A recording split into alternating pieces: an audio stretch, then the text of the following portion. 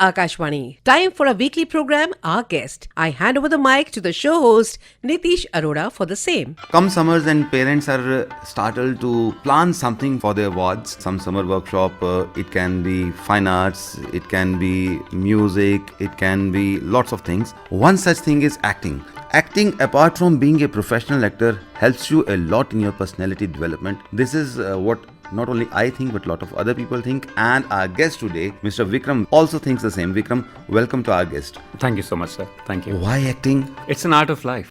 We act all the time. We're acting right now. We meet someone, we put on a face. We get up in the morning, we put on a face, we meet people.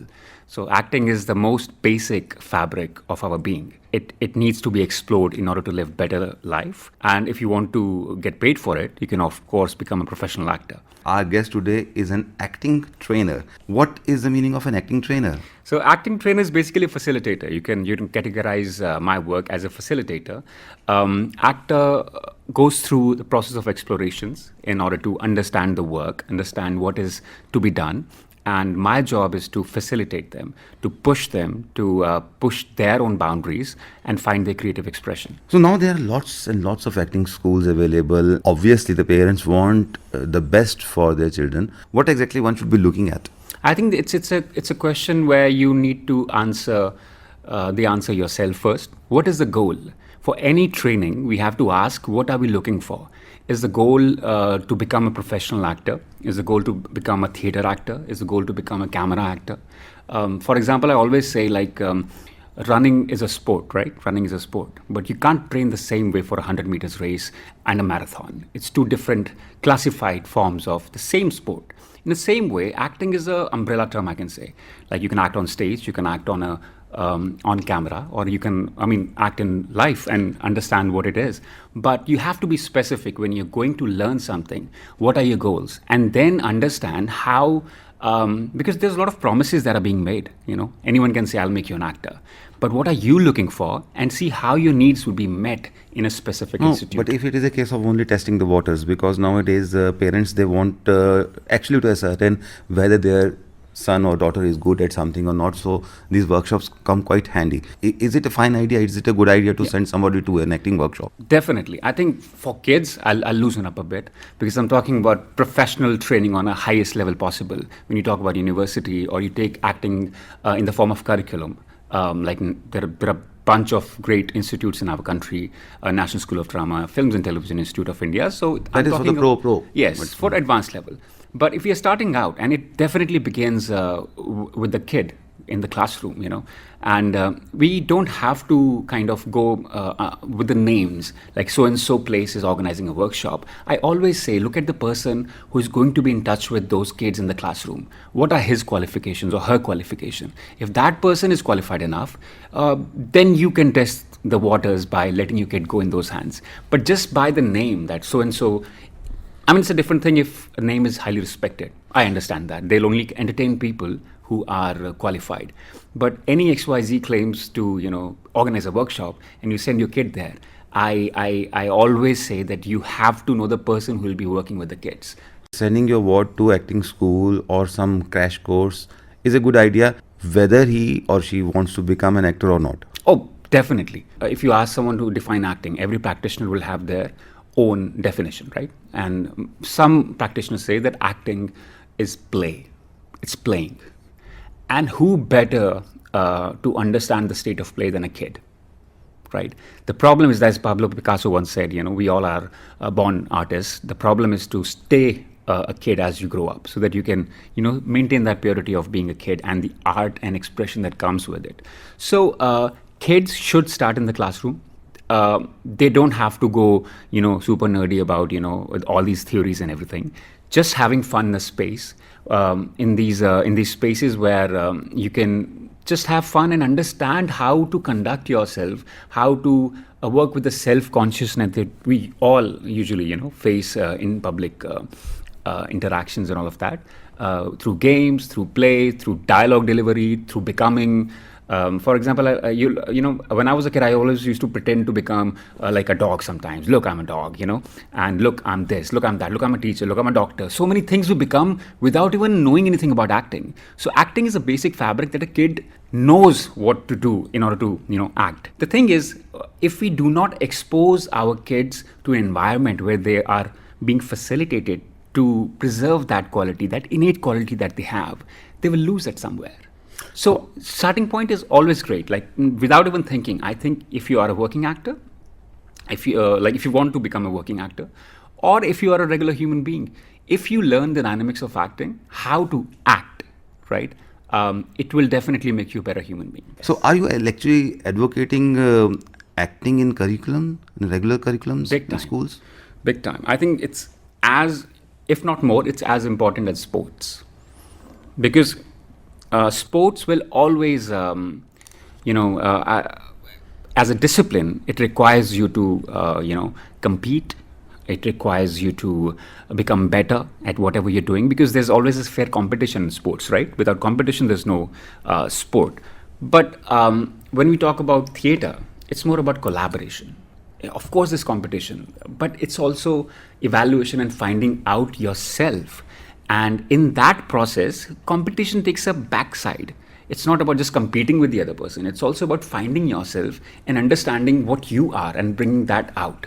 And sometimes that uniqueness, because everyone is different, sometimes that uniqueness that a person, explores and discovers is more than competing in a competitive environment.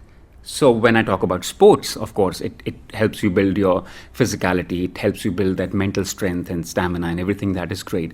But when you talk about theatre, it's like how to conduct yourself, how to, like basic things like talking, standing, all these things you understand through theatre. And the state of play, first off. Plus, oratory is one casualty these days, because we see that youngsters are very scholarly, they know a lot, but when it comes to expression and when it comes to stage, there is a stage fear, there are a lot of things.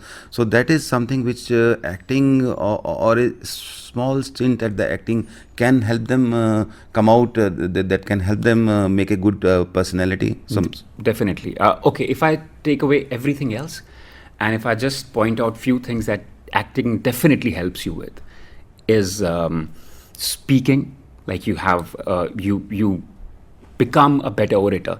In fact, I'll give you an example. 99 to nahi bolunga, but 90% of people that I talk about and who come to the voice classes, let's say if I conduct, they breathe wrong.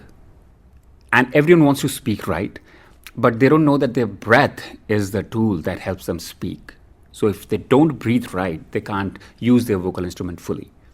So my point is, if everyone that comes to a class learns how to breathe right, so that they can talk in a better way, the voice is full, their voice is, it has more expression, and they can hold a certain note or tonality or, all these things, it definitely helps them. Leave acting aside, but it helps them in their real life. So in that way, acting is something which helps you a lot to make your personality. So how small a course is good enough? How much training is required? What's the age of the kid, I would ask? Okay. So like even if it's 10 days, but it's 10 days of, dedicated work with practitioners who know what they're working for. There's a learning outcome that after 10 days, these kids should be able to do this, or these kids should be able to go through this process. If that is done on the part of facilitator, then 10 days are enough. I mean, those kids would take a lot from those 10 days. Is that an added pressure on the kid? Not just acting. Whatever that kid is doing, the job is not for him to become the greatest first day. It's a process. It's a process. And if we put those expectations on the kid or on the facilitator also, or on the institute also, that will compromise the training process. I'll give you an example. So you send a kid to a 10 days workshop and you make sure that after 10 days, I want to see my kid act on camera. I want to see his short film. Now, I guarantee you that short film would be not of a great quality. But now you've asked for it. You will get it. So the institute or the facilitator would be like, okay, after 10 days, I have to give them the short film. So the training becomes about that short film. You know what I mean? So it is about the end goal that the training becomes about. Now, if it's a huge course, if it's a 6 months course, yes, there should be some deliverables that you should expect, rightfully so. But if it's 5 days, weeks workshop, and you are like, after 7 days, my kid should come out as a superstar. That is a pressure on everyone, including yourself. So what is the ideal age to, if somebody wants to like learn acting? It won't be a straight answer. Let's say a kid is 5. I don't think going to a classroom to learn acting is the only thing that kid needs to understand. That's not the only thing, right? We have to let them be. Just play. The idea of playing sports, being one with nature and all of that. And as they grow along, as they have some, awareness of them, 6th class, 7th class, 10th class, when they understand these dynamics that, okay, maybe I have certain problems, I'm not able to express myself fully, that's the time when you, push them a little bit towards the acting or learning the art of acting. But I really think, and it's a common thing we say in the acting circuits, actor to 40 saal ke baad banta hai. You become an actor after 40 years or 50 years. Everyone has their own definition. There's no particular, objective standard for it. But why? Because to become an actor, you need to see life also. So let's say a kid is 5 and that kid hasn't seen anything. So sending them to learn acting is not the proper way to go, I would say. Yes, send them to a theatre workshop, let them play, make stuff, break stuff, use your body, use your voice and enjoy that We process. talked enough about kids, about youngsters. What about mature people? There are lots of people now 60 plus and they said that life begins at 60 because they are retired now, retired of all the responsibilities of the world. Can they also take up acting? I had a student in my class who was 62. His family was in Canada. His kids were married, of course. And his wife was in Canada and he was here. And I'm still in touch with him, right? So first day he comes to the class and it's a 3-month course, camera acting course. And everyone is around 20, 22, 25. And as the department head that I was over there at my job, I had to make sure that here's a man, 62 years old, and here's a bunch of 20, 25 years old, How do you make this dynamic match? It's a valid question, right? But I actually believe in acting, you can start anytime. That's the beauty of acting. You can start at 40, you can 50, 60, 70, man, even 80. Wow. So we talk about age as an advantage, right? You have more time on this planet and you can, You've learn seen the more. world. Yeah, you've seen. So we talk about that. Youngsters have that. But They how have tough time. it is to mold the senior citizens to become an actor? Because yes, they've seen the world, but acting in front of camera is another ball game. Is completely different ball game. To make it simple, I read a lot about swimming.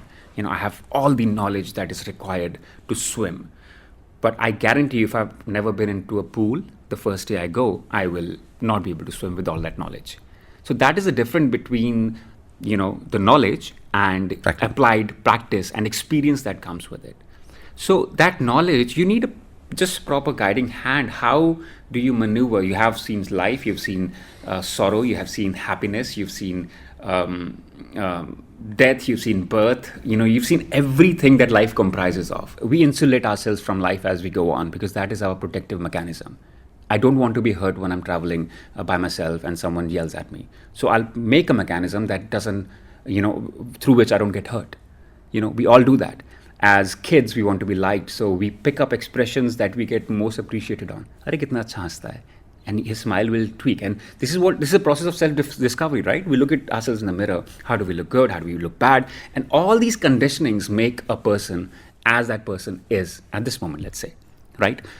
But the challenge of an actor is not just that.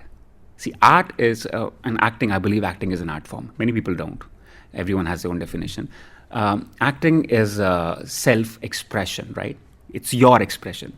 Now, if that expression is inhibited or it is aggravated just by what is being liked and what is not being liked, you go certainly into a category of entertainer. That you're entertaining, you're giving people what they like, right? But if we talk about the art form, it is your expression. What do you think of something? What do you have to offer? And in that way, it is unique. Right? So surely, as a person grows old, they make a mechanism of insulating themselves.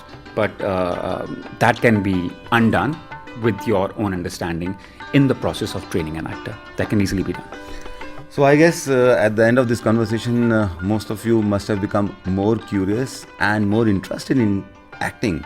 Why not try your hand? Thank you, Vikram. Thank you for being our guest today. Thank you so much. Thank you. You were listening to the weekly program Our Guest that is broadcast every Monday at 9:15 a.m. Don't forget to tune in next week, same day, same time and same frequency for more on Our Guest. Have a nice day.